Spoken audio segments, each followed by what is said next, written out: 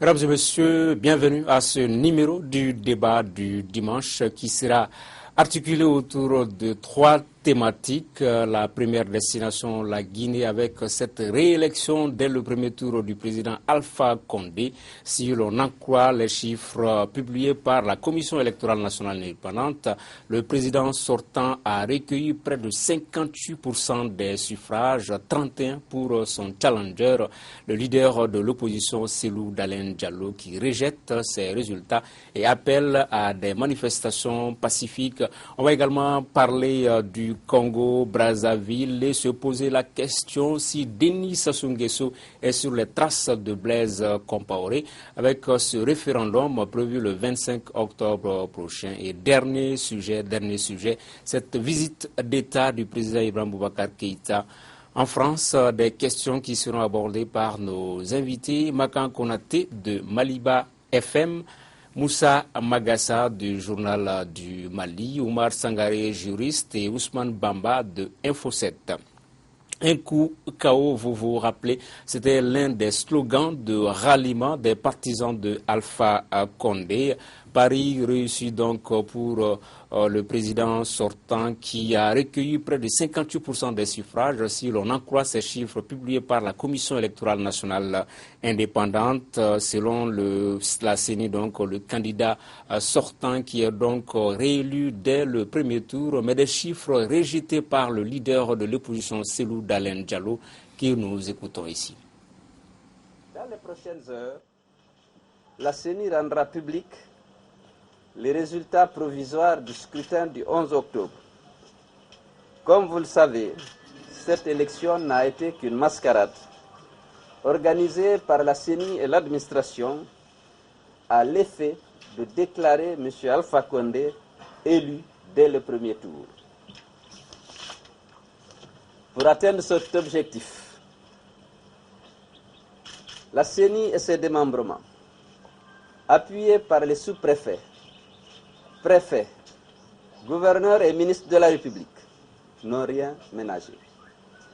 Édition et distribution sélective des cartes d'électeurs, modification à dessein de la cartographie électorale, bourrage des urnes, falsification des résultats du vote, exclusion, intimidation et emprisonnement des représentants de l'opposition dans les bureaux de vote, substitution de procès-verbaux, utilisation abusive des procurations, vote multiple, vote massif des mineurs, mobilisation massive et illégale des moyens de l'État. Au vu de ces multiples irrégularités, le collège des 7 autres candidats a déjà décidé de ne pas reconnaître les résultats de ce scrutin. Je confirme mon adhésion totale à cette décision. Je ne ferai pas non plus de recours auprès de la Cour constitutionnelle. J'inviterai le moment venu les autres candidats et tous les citoyens qui sont les vraies victimes de ce hold-up électoral à organiser conformément à la loi des manifestations pacifiques pour exprimer notre indignation et protester contre ce grave déni de démocratie. En attendant, je demande à tous les Guinéens de faire preuve de retenue et d'éviter toute forme de violence. Je vous remercie. Voilà le leader de l'opposition guinéenne, Cellou Dalein Diallo. Oumar Sangaré, est-ce que vous pensez que la posture du leader de l'opposition gâche un tout petit peu la fête, puisque cette présidentielle, elle est la deuxième élection démocratique du genre dans l'histoire du pays après celle de 2010. C'était plus ou moins bien passé jusque-là. Est-ce que c'est une posture qui gâche un peu la fête?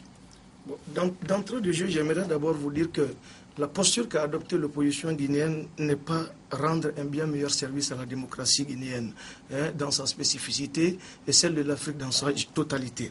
Et le principe est que lorsque le système démocratique est établi dans un pays, il y a un cadre juridique normatif dans lequel on peut s'intégrer et c'est une dynamique de faire valoir de son droit et de son état d'esprit à partir des créneaux qui sont fiables, qui s'inscrivent dans le respect total de la norme fondamentale de l'État et il n'y a pas de raison que cette opposition se retire du jeu démocratique et ensuite essaye de se rétracter pour dire qu'il y a eu fraude ou pas fraude. Moi, de l'attitude de Cellou Dalein Diallo, j'en retiens deux choses. La première variable, c'est que réellement en Afrique, la meilleure façon de pouvoir s'intégrer dans ce jeu électoral contradictoire, c'est d'abord se poser avec un état d'âme idéologique très fort, mais avec un esprit rassembleur et chercher, vaille que vaille, à réconcilier la population, quelle soit l'issue des élections. Okay. Et ce n'est pas rendre un bon service à la démocratie. Ça veut dire que la figure emblématique de l'opposition qu'on lui a longtemps décernée ne répond pas réellement à la teneur de ce qui sort de l'isoloir. Et je serais tenté de dire qu'il ne pèse pas lourd dans l'équation politique guinéenne. Magassa, sur cette élection présidentielle en Guinée, l'issue, vous la trouvez comment? Ben, déjà, il faut dire que moi, je m'attendais franchement à cette réaction venant de Cellou Dalein Diallo, bien même avant que la décision soit validée par la CENI.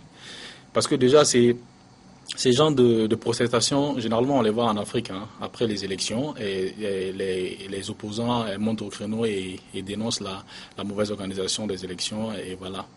Donc en réalité, comme le disait M. Sangaré, moi en réalité je crois que Cellou Dalein Diallo ne devrait pas tenir ce genre de propos. Il devrait avoir, à mon avis, des propos un peu conciliateurs. Déjà quand on sait la tension qui existe en Guinée, afin de ne pas exacerber encore de plus et amener la population à être dans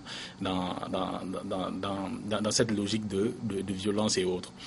Parce que moi je crois encore que actuellement il faut privilégier les recours légaux qu'à la rue. Ok, Makan Konaté, sur la question. Oui, merci. Je dois dire que moi, je félicite d'abord tous les candidats qui ont pris part à ces élections, y compris le président sortant et les autres candidats. Mais du côté de l'opposition, je regrette un fait, c'est que beaucoup de candidats de l'opposition sont partis de façon individuelle. L'opposition aurait pu trouver un candidat consensuel pour participer à ces élections. Cela dit, l'ambassadeur, je l'écoutais ce matin, l'ambassadeur des États-Unis, a eu à dire que, bon, voilà, les élections se sont déroulées dans de bonnes conditions, malgré quand même quelques petites irrégularités constatées ça et là. Et ça, c'est un constat qu'il a fait, mais pour lui, ces irrégularités-là ne doivent pas entacher en rien, vraiment, aux résultats qui ont été produits par la CENI. Voilà. Donc, Cellou Dalein Diallo, il est venu en deuxième position avec à peu près 31% des voix. Ce sont des résultats provisoires qui doivent être confirmés par la Cour constitutionnelle. Et il a souligné 11 irrégularités constatées. 11 irrégularités. Et il a déclaré également ne pas prendre contact avec la Cour constitutionnelle pour déposer une quelconque plainte. Donc, et appeler également ces militants à la retenue en attendant de les envoyer dans la rue. Une fois qu'on envoie ces militants dans la rue, c'est là où moi je ne suis pas d'accord avec lui. Quand tu envoies ces militants dans la rue, quel que soit le caractère pacifique, comme il a si bien dit, il est bien possible qu'il y ait des dérapages. Et quand il y a des dérapages, il peut y avoir des morts, il peut y avoir des blessés, et c'est ce qui n'est pas bon. Ousmane Bamba.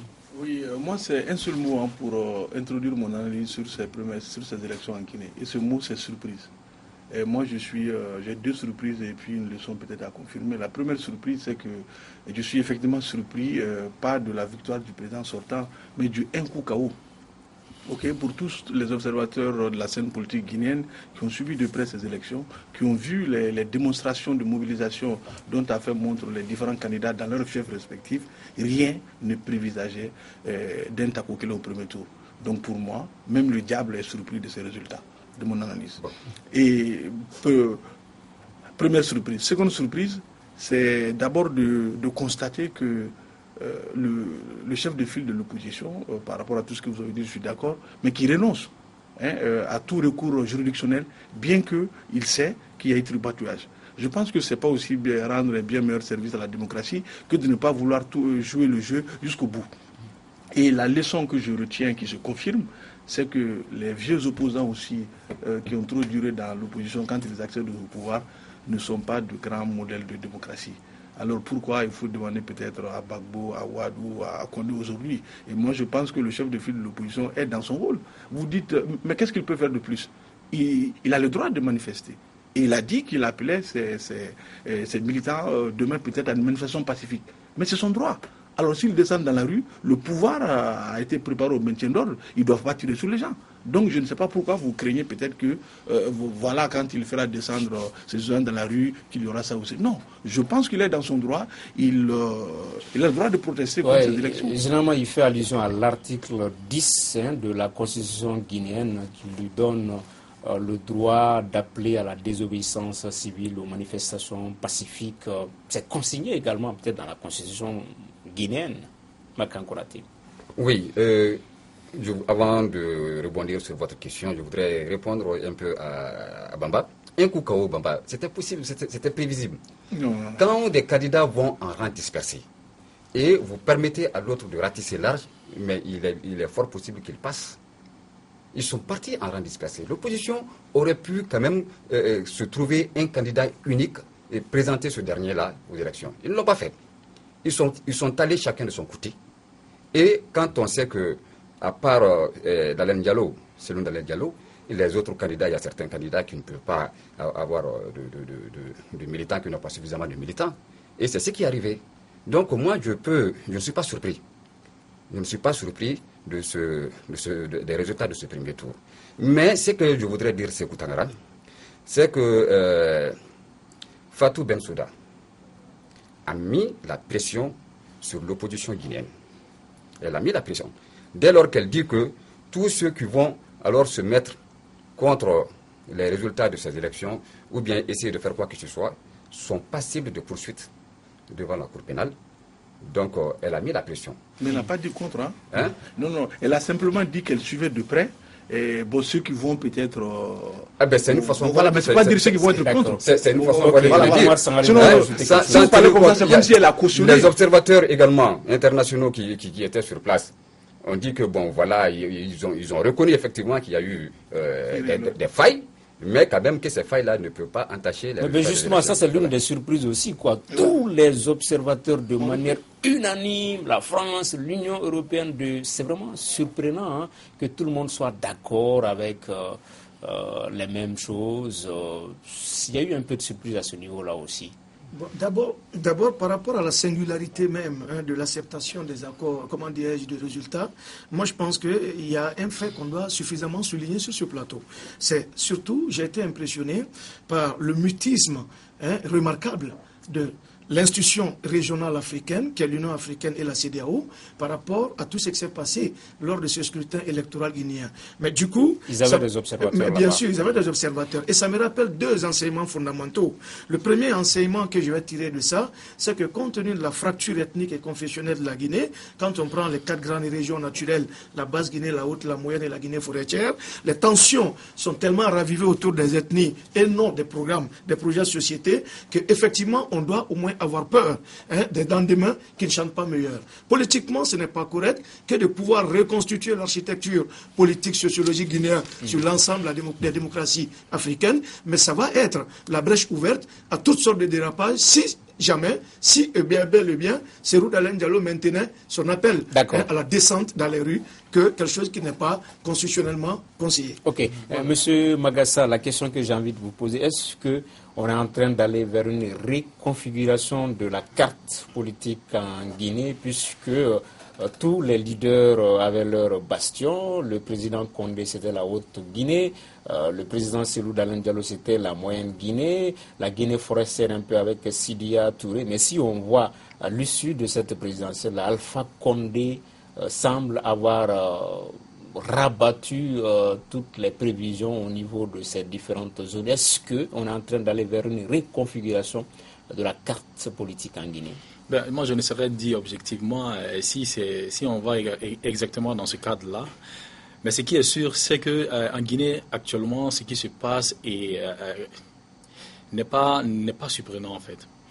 Parce que les tensions raciales et ethniques qui existent là, cela date depuis un bon moment, et entre les Peuls et les Malinqués et les régionalistes également. Donc, je crois que généralement, lorsqu'il y a une élection présidentielle, chaque candidat va se mettre la pression un peu dans son fief. Donc ça, c'est tout à fait naturel. Mais dans le cadre dans le cadre de la politique, est-ce qu'il y a ça, je ne sais pas. Ok. Ousmane Bamba, sur cette question. Non, je voulais simplement dire que, mettre un peu le bémol, l'Union africaine, avec l'Union européenne, la francophonie et l'Union africaine, ont fait un communiqué conjoint avec la CEDEAO. Donc ils ont fait un communiqué conjoint qui constate, c'est vraiment dans des termes... Oui. Non, je crois, mais dans des termes très diplomatiques. Ils ont constaté que l'élection, ils ont salué d'abord cette maturité du peuple guinéen, ils ont salué aussi cette grande mobilisation, mais ils ont reconnu les irrégularités. Mais ils disent qu'ils demandent simplement à ceux qui ne sont pas d'accord avec ces résultats d'utiliser les voies légales pour protester. C'est ce qu'ils ont dit. Mais moi, je pense que vraiment, la leçon qu'on tire, je ne suis pas tout à fait d'accord qu'il y ait une recomposition. Parce que quand on suit les hashtags d'ailleurs qui ont été mis en place, c'est l'occasion de saluer d'ailleurs l'association des blogueurs en Guinée. Ils ont mis en place un hashtag Guinévote ou bien Guinée qui nous permettait de suivre. Et quand on voit jusqu'à présent les petits mots qu'on laisse transparaître ça et là... Alpha a gagné à Cancan, Silou a gagné à Labé. Oui, c'est ça. Donc je crois que les cartes sont toujours là. Et les cartes sont toujours là. Et moi-même jusqu'à présent, je n'ai pas encore les réponses aux interrogations que je me pose. Je dis, mais ce résultat, comment il a pu battre souvent même ses opposants dans leur chef. Donc c'est une grande révélation pour moi pour ces élections. Oui, Omar Sama. Mais le paradoxe dans l'analyse politique guinéenne, elle est là. Parce que je vais vous dire une chose. Je vais plus loin encore davantage pour vous confirmer. En cela que l'attitude des électeurs guinéens tient à des choses. La réalisation qu'Alpha Condé a fait dans la Guinée forestière, il n'en a pas fait chez lui, dans son bastion. Et les réalisations sont assez parlantes. Quand on y va un peu, les réserves des bauxites qui se trouvent un peu dans le détroit des forestiers, comme on dit à Zérékouré et à Guéguédou, j'ai l'impression que tout cela a milité en sa faveur. Et deuxième chose, qui aurait pu au moins faire de lui le candidat idéal des Guinéens, c'est qu'il a ouvert beaucoup de chantiers et la seconde mandature serait l'occasion rêvée pour lui permettre d'aller au bout de ses réalisations. Rien ne sert. Le barrage de Kalita, le barrage. Les Guinéens disent qu'il leur a apporté de l'électricité. Mais tout à fait. Et quand tu vas un peu dans le monde Mba, moi j'ai vu des réalisations. Et les réalisations sont impressionnantes. Voilà une zone un peu chaotique qui n'était pas accessible aux communs des Guinéens. Mais aujourd'hui, grâce un peu à l'action tout à fait confirmée d'Alpha Condé, ces gens-là ne tirent plus le diable par la queue. Je ne dirais pas que tout est beau dans le meilleur des mondes du monde Mba, mais quand même, il y a un fait qui est assez constatable. Il y a de l'amélioration. Moi, je pense que juste une précision à Tangara. C'est-à-dire que nous précisons que la victoire, on n'est pas surpris de sa victoire en tant que telle. Mais sa victoire au premier tour est une surprise. Et c'est tout le monde qui le pense. C'est tout le monde qui le pense. Et c'est vrai qu'il a fait des réalisations. Mais non, je le pense. Okay. Mais c'est pas parce qu'il a fait des réalisations que le score reflète réellement ce qui s'est passé sur le terrain. Je pense pas. Moi, je crois que le slogan, chaque candidat est libre de choisir son slogan. Le fait que Alpha Condé a choisi un coup KO, cela relève pratiquement de sa conviction à lui. Mais le fait est que, voilà, avec la Guinée qui avait tous ces problèmes-là, franchement, c'était difficile. Et dire que Alpha Condé est venu à rafler même dans les zones, dans les fiefs de ses opposants, vraiment, c'est un cas aussi à ne pas. Par rapport à la tension qui prévalait plus ou moins à Conakry, dans certaines capitales régionales, est-ce que le slogan de ralliement un coup KO n'est pas dans quelque chose? Ça peut énerver les adversaires. Est-ce que souvent il ne faudrait pas des slogans beaucoup plus humbles, sobres? Un coup KO, ça peut énerver l'autre, ça peut amener des tensions. Non, on a connu. C'est dans le ring, ça, c'est la boxe. On a connu Takokele au Mali. Takokele, ça veut dire ça passe. C'est plus doux quand même. Ça passe une seule fois. Il n'y a pas de combat. Un coup KO, donc quand vous partez dans un combat et que le meilleur gagne, je tabac avec. Justement, l'idéal aurait été que les élections ne soient pas de combat. Peut-être que la direction de campagne du candidat Alpha Condé aurait pu penser à d'autres slogans beaucoup plus doux. Okay. Je veux dire qu'il n'a pas cherché loin, c'était le slogan de campagne de Gbagbo déjà. C'est Gbagbo qui a eu la première fois parlé de un coup KO. Donc j'ai l'impression que c'est le slogan des socialistes en Afrique aujourd'hui. Tout à fait. En Côte d'Ivoire, rien n'en face en 2010. Mais la semaine dernière, on était en Côte d'Ivoire justement. Et l'un des slogans de ralliement du RHDP, c'est rien ailleurs. Toutes les intelligences, toutes les compétences sont au niveau du RHDP pour faire parodie avec rien en face de 2010. Deuxième thème de cette émission, Alpha Condé réélu dès le premier tour en Guinée. En sera-t-il autant pour le président Denis Sassou Nguesso, le président congolais qui appelle ses compatriotes à se prononcer sur la modification constitutionnelle ou non en vue d'un autre mandat? Pour l'opposition, la réponse est claire. Point de référendum. Sassou Nguesso doit tout simplement partir. Il n'y aura pas de référendum. Nous sommes venus leur donner rendez-vous pour le 20. À partir du 20, plus personne ne parlera de référendum dans ce pays. Sassou a eu à passer au moins quelque chose de 4 à 5 générations qui sont passées comme ça, sans rien faire. Et la génération, toutes ces générations-là sont fatiguées de lui. On n'a ni travail, on n'a ni maison. Notre génération n'a rien bénéficié sur eux, son pouvoir. Il nous a sacrifiés. Et du coup, pendant ces 32 ans-là, il a fait que fermer les sociétés. Il a donné la priorité aux étrangers. Le Congolais ne vit pas chez lui, mais il survit. Voilà, au Burkina Faso, Blaise Compaoré avait tenté un passage en force, une modification de la Constitution, ça n'a pas marché. Et apparemment, Magassa, ça n'inspire pas le président congolais. Mais je crois que c'est un fait qui arrive généralement dans nos pays africains. Hein. Et la modification des lois fondamentales, généralement, alimente les débats hein, au niveau politique de beaucoup de pays africains aujourd'hui. Et le fait pour Sassou Nguesso de convoquer un référendum, bon, c'est un moyen démocratique, certes, mais généralement, je crois que les personnalités de même acabit que et Sassou ne convoquent pas un référendum s'il n'y a pas d'arrière-pensée, franchement, je le pense. Et je crois que c'est dans cette logique-là que, généralement, la population ne veut pas aller au référendum. Sinon, généralement, le référendum, c'est répondre par oui ou se répondre par non. Mais c'est peut-être que, moi, je crois que c'est ce qui est derrière ce référendum-là qui fait certainement peur à la population en général. Mais Omar Sangaré, le référendum, quand même, c'est démocratique. On se rappelle, le général de Gaulle, en 1958, il y a eu un référendum pour le passage de la 4e à la 5e République. En 1992, Mitterrand a fait un référendum par rapport à l'adhésion au traité de Maastricht, où ça fait peur s'il s'agit de pays africains. Est-ce qu'on ne doit pas voir la chose selon qu'on soit en Europe ou en Afrique? Ça doit faire peur si c'est dans des pays africains? Par rapport aux questions d'envergure nationale, le référendum, la consultation populaire est une bonne chose. Mais pour quelqu'un qui connaît un peu la posture et l'engagement politique, comment dire, l'accro de Sassou Nguesso au pouvoir, sa fixation au pouvoir, ça ne peut que t'étonner. Et moi, ce que je retiens du référendum congolais, c'est deux choses encore. Aujourd'hui, je suis dans la dualité, dans l'enseignement que je fais, dans les analyses que je fais. La première analyse, c'est qu'au Congo, à travers son porte-parole Thierry Mungala, le ministre de la Communication, moi je vois que réellement, ils sont en train de battre à brèche, à plate couture, l'intention cachée de Sassou en disant il n'a pas la moindre intention de refaire surface politiquement pour être président. D'autant plus qu'il y a déjà 3 verrous, loin d'être sautés constitutionnellement, entravent une possible candidature de Sassou. D'abord, il est empêché par son âge, et ça va lui faire 72 ans.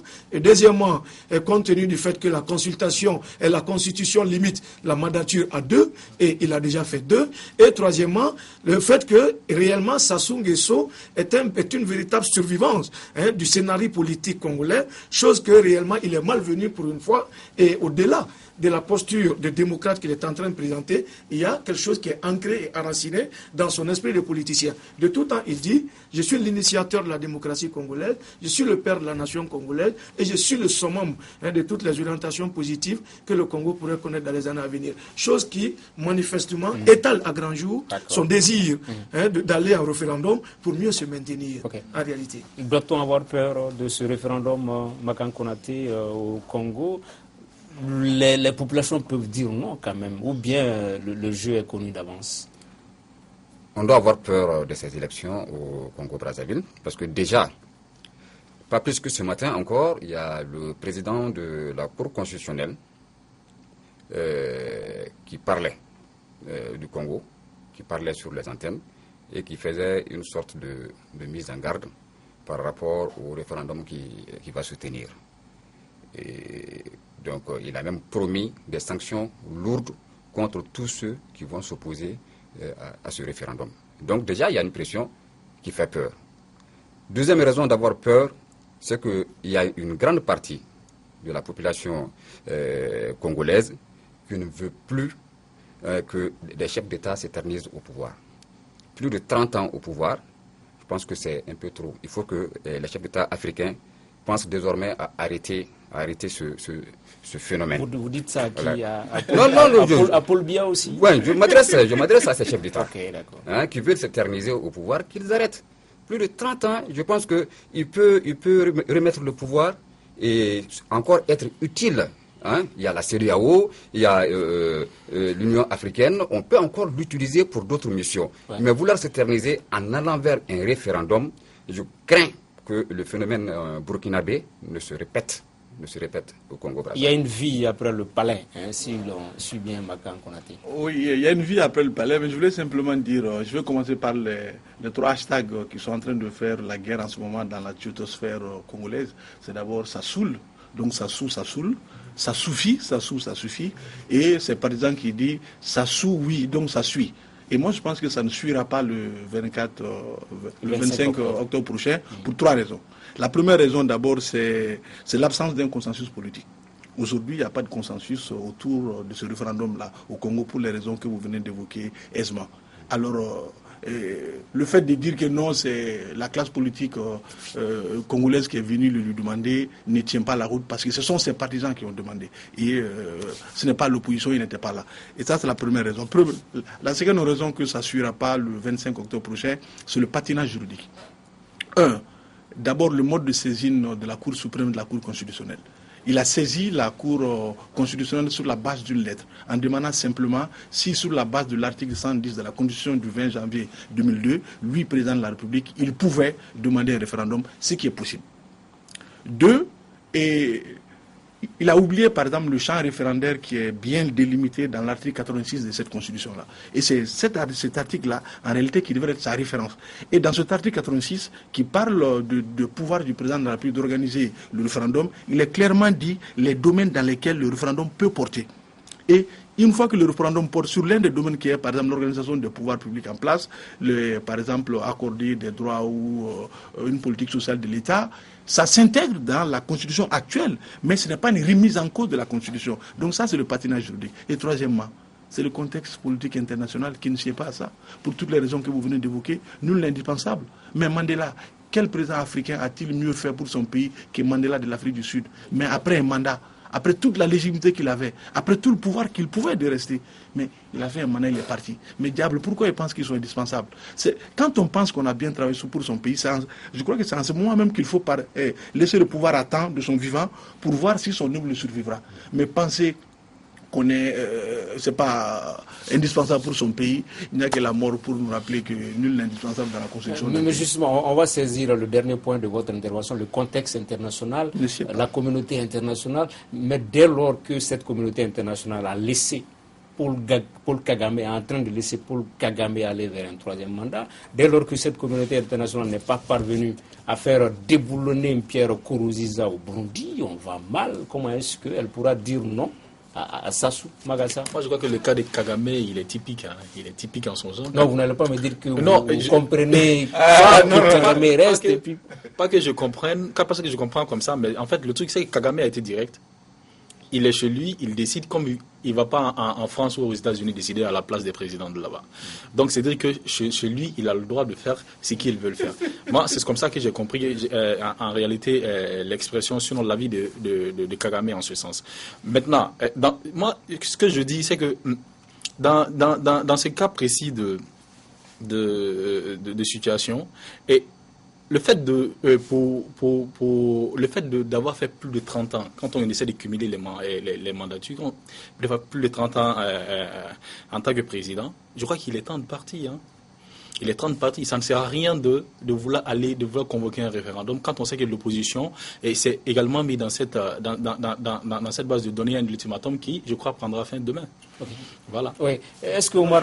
Oui. Non, je voulais juste dire que en fait, la communauté internationale a réagi. Parce que vous vous rappelez que les révélations faites par Albert Bourgi il y a quelques moments, et quand le président congolais a rencontré le président français, François Hollande lui redit une phrase.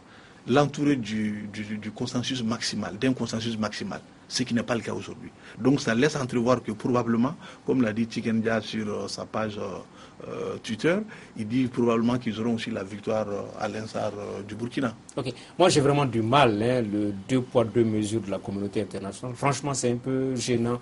Une attitude qui comprend Paul Kagame et de l'autre on essaie d'empêcher d'autres d'aller vers un troisième mandat, Omar Sangaré. Ne pas comprendre l'attitude, comment dirais-je, à géométrie variable de la communauté internationale me revient à dire effectivement que c'est où tu te refuses à l'analyse. Tu comprends que l'attitude de la communauté internationale, elle est de tout temps centrée sur des intérêts économiques, sur des intérêts politiques et historiques. Alors, comme il a dit, il y a une spécificité rwandaise. Le contentieux, le vieux contentieux historique qui oppose la France au Rwanda est déjà un paravent pour le Kagame, pour essayer de tenir la dragée haute à la France. Chose que, effectivement, l'Élysée ne va pas prendre ça à mal, d'autant plus qu'ils cherchent déjà à planir quelque chose qui se reproche à eux-mêmes dans les génocides rwandais. Et deuxième chose, c'est que l'attitude dualiste de la communauté internationale répond à des exigences d'intérêt.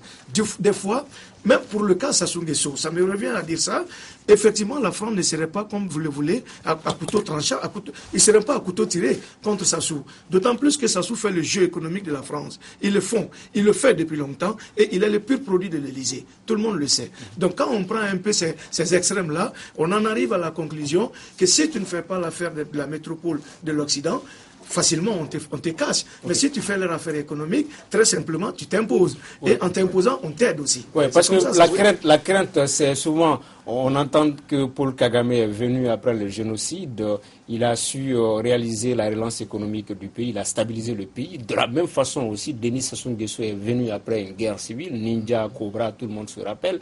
Il a fait du Congo un pôle de stabilité. Si on suit cette analyse, peut-être qu'on va fermer les yeux sur ce passage en force. Non, moi je voulais... Ok, Makan ensuite, Bamba. Voilà, moi je voudrais dire que par rapport à Paul Kagame agit avec le soutien de son peuple. Il a le soutien de son peuple. Et tel n'est pas le cas de Denis Sassou Nguesso. Il y a une opposition qui est déjà opposée, qui ne veut pas qu'il y ait de référendum, ceci, cela. Mais Kagame a le soutien de son peuple. Aussi, ce que je voudrais dire, c'est que il a parlé de la France. Les Français veulent maintenir à présent certains vieux chefs d'État pour s'occuper de leurs affaires politiques et juridiques, politiques et économiques. C'était le cas avec le président burkinabé, c'était le cas avec le président sortant burkinabé, Blaise, c'était le cas avec Omar Bongo, Feu Omar Bongo, c'était le cas avec Feu Houphouët-Boigny, qui étaient là, de vieux chefs d'État qui étaient là et qui réglaient des affaires en douceur, des affaires politiques et économiques de la France. Aujourd'hui, Denis Sassou Nguesso, on veut le maintenir, certainement pour ses intérêts-là. Mais la réalité est autre, c'est que la population, la grande partie du peuple ne veut pas de lui. Ok, Magassa ensuite de Bamba. Oui, en fait, moi, j'ai dit, le cas de Kagame, je reviens encore avec le cas de Kagame, moi, je ne pense pas que c'est une attitude que comprend la communauté internationale. Parce que moi, je crois que tout part du charisme du président de la République. Kagame, je crois que c'est quelqu'un qui est direct, en fait. D'accord. Sassou, si je peux m'exprimer ainsi, n'a pas le choix, en fait. À mon sens, il n'a pas le choix dans ce contexte-là où je sais que déjà après plus de 30 ans au pouvoir et qu'on veuille encore se maintenir pour pouvoir briguer un mandat. Ouais, moi je voulais simplement dire, comme le disent les juristes, dura lex sed lex. La loi est dure, mais c'est la loi. Et quand la loi elle est là, elle doit être d'application orga omnes. Je l'ai dit, je reprends une de mes phrases. Aucun président africain n'a autant fait de réalisations que Mandela pour l'Afrique du Sud. Et pourtant, il est parti. Je ne mets pas en doute ce que Kagame a fait. Je suis ce pays dans le développement des nouvelles technologies, c'est fulgurant. Il a réussi extraordinairement à mettre en place une conscience nationale, mais rien de tout ça ne justifie un passage en force. Quand vous dites que le peuple est derrière lui, est-ce que vous avez fait un sondage pour le savoir? Vous le savez? Donc je dis nul n'est indispensable. Et le jour où il ne sera pas là, comment va être le Rwanda? Alors moi je pense que logiquement, franchement, s'il veut voir si son œuvre lui survivra, il laisse la main et il voit ce qu'il a mis en place, si ça va le survivre. Si ce n'est pas le cas, ce serait le cas pour le Rwanda après lui. Tout cela nous fait rappeler les propos de Barack Obama, pour qui l'Afrique a besoin d'institutions fortes, et les propos de Blaise Compaoré également, qui pensait que l'Afrique a plutôt besoin d'hommes forts, mais dorénavant on peut peut-être dire que l'Afrique n'a peut-être besoin ni d'hommes forts, ni d'institutions fortes, mais plutôt de peuples forts. L'attitude du peuple sera déterminante pour la réussite ou non de ce projet de révision constitutionnelle au Congo, une situation que nous allons suivre ici sur Africa Télévision. Dernier thème de l'émission, la France qui déroule le tapis rouge pour Ibrahim Boubacar Keïta, Ibeka, qui sera en visite d'État cette semaine.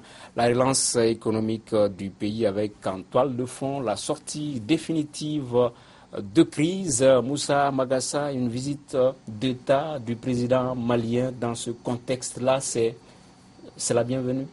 Il est clair déjà que une visite de ce genre n'est pas fortuite. Et quand on connaît un peu les relations qui existent entre la France et le Mali, pour ne pas dire entre Ibeka et François Hollande. Et par ailleurs, cette visite est également à la fois historique et pour le président de la République qui rentre de plein pied dans l'histoire, et pour le Mali également. Mais pour ce qui est des sujets qui peut-être seront traités et qui seront à l'ordre du jour là-bas, je crois qu'on interviendra dans plusieurs domaines, que ce soit au niveau social, au niveau économique, mais surtout au niveau sécuritaire avec la crise au Nord. Donc ce serait l'occasion rêvée pour le président de la République et pour la délégation qui va l'accompagner, de discuter et de mettre à table tous les différents sujets qui sont d'ordre national et qui ont peut-être besoin que la communauté internationale les accompagne dans ce sens. Maga Konaté, sur cette visite d'État? Une très bonne chose pour le peuple malien. Je pense que ça va permettre de relancer les activités économiques entre le Mali, la France, et cela dans plusieurs domaines. Dans le domaine, par exemple, des mines, ça va permettre de relancer l'activité économique. Ça permettra également de voir comment préparer la défense. Ça, c'est un sujet qui est très important. Nous savons aujourd'hui que l'armée malienne connaît beaucoup de difficultés, en tout cas en termes d'armement. Donc la France est un partenaire stratégique qui peut faire en sorte que l'armée malienne puisse avoir pas que des vêtements, mais des armes, de vraies armes, pour pouvoir combattre le terrorisme. Je parle en termes de terrorisme, pour pouvoir combattre le terrorisme qui est en train de sévir maintenant un peu partout à travers le pays. Oui, il y a aussi le financement de ces projets-là qui vont consacrer la réconciliation, les retours définitifs de la paix au Nord Mali, Oumar Sangaré. Oui, effectivement, il est question au cours de cette visite d'État, et d'ailleurs l'intitulé même en vaut son pesant d'or, parce que quand on dit une visite d'État, depuis l'époque de Chirac où il a offert une visite d'État à Tété, ça n'est jamais arrivé dans l'histoire politique du Mali, que la France invite avec l'intitulé visite d'État. Maintenant, au-delà de toute cette embellie diplomatique, il y a quelque chose qui se cache derrière, mais cette chose-là, si on ne fait pas attention, va faire ombrage à la dignité et au nationalisme des Maliens. Nous, au-delà de l'aspect structurant des projets, au-delà de l'aspect mise en place des infrastructures, des investissements et autres, parce que le président, dans sa valisette, il va amener tout le gotha des hommes d'affaires et des opérateurs économiques maliens qui vont à leur tour rencontrer leurs homologues de la France. Mais au-delà, le Malien veut autre chose. Ça veut dire quoi?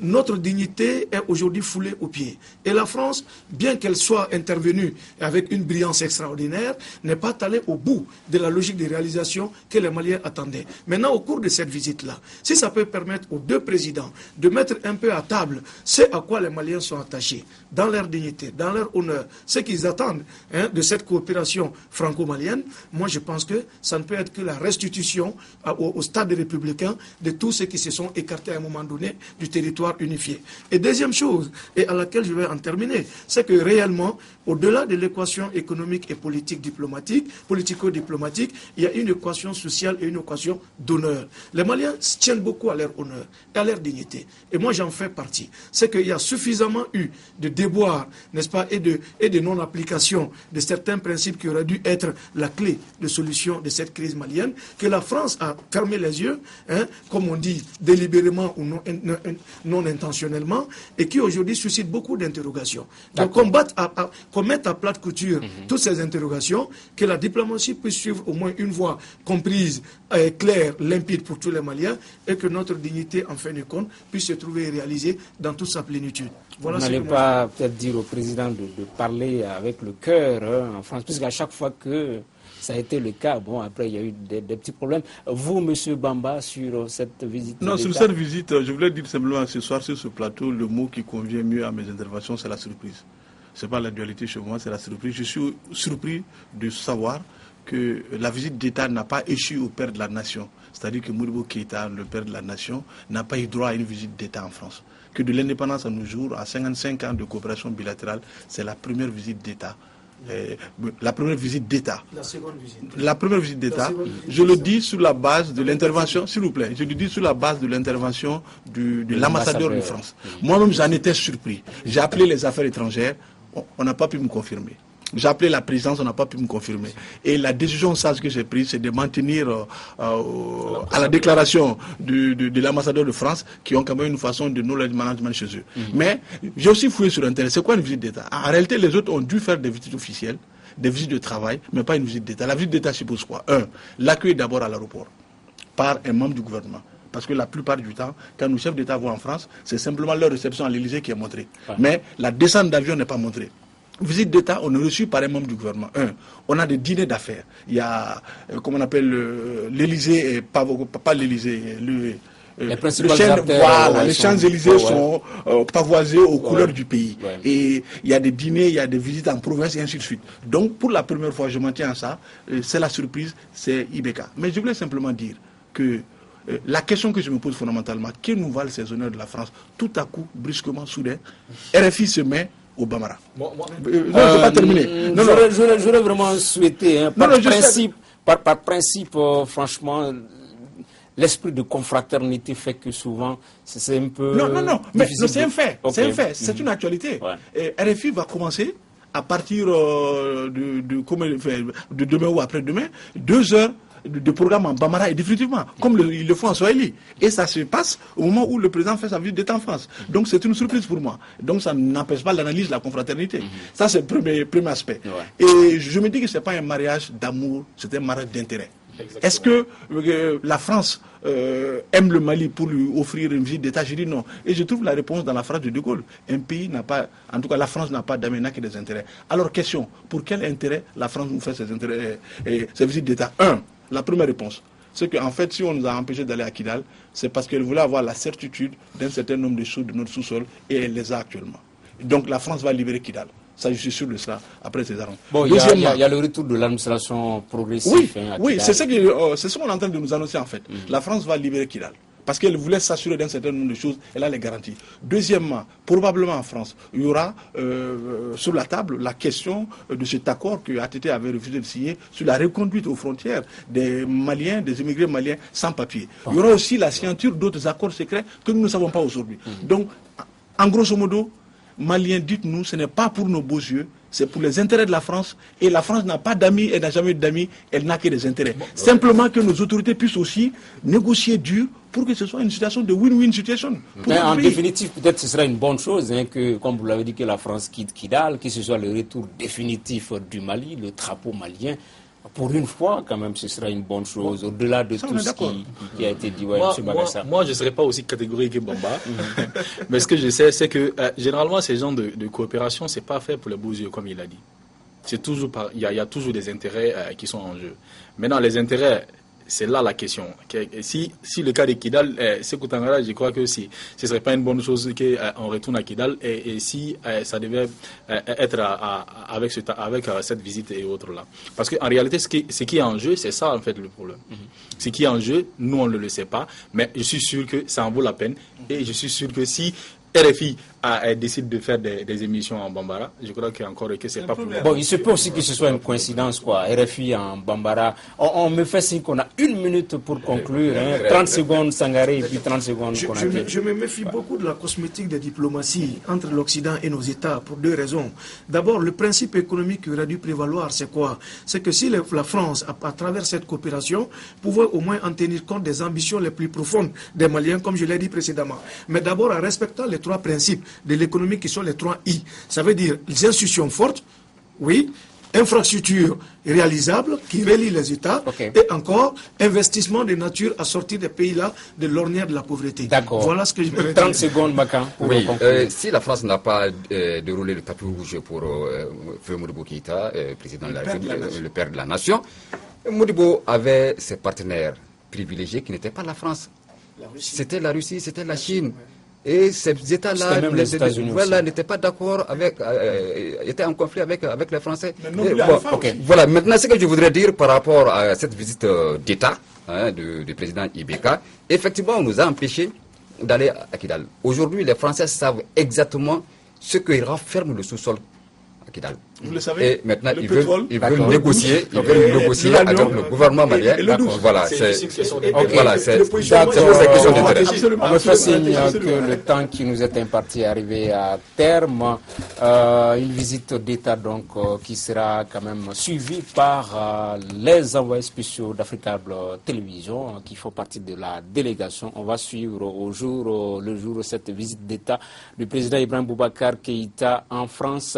Ceci met fin à ce numéro du débat du dimanche. Nos invités étaient Makan Konaté de Maliba FM, Moussa Magassa du journal du Mali, Omar Sangaré, juriste, et Ousmane Fafa Bamba, directeur de publication de Info 7. Merci de l'avoir suivi. À la semaine prochaine pour un autre débat du dimanche.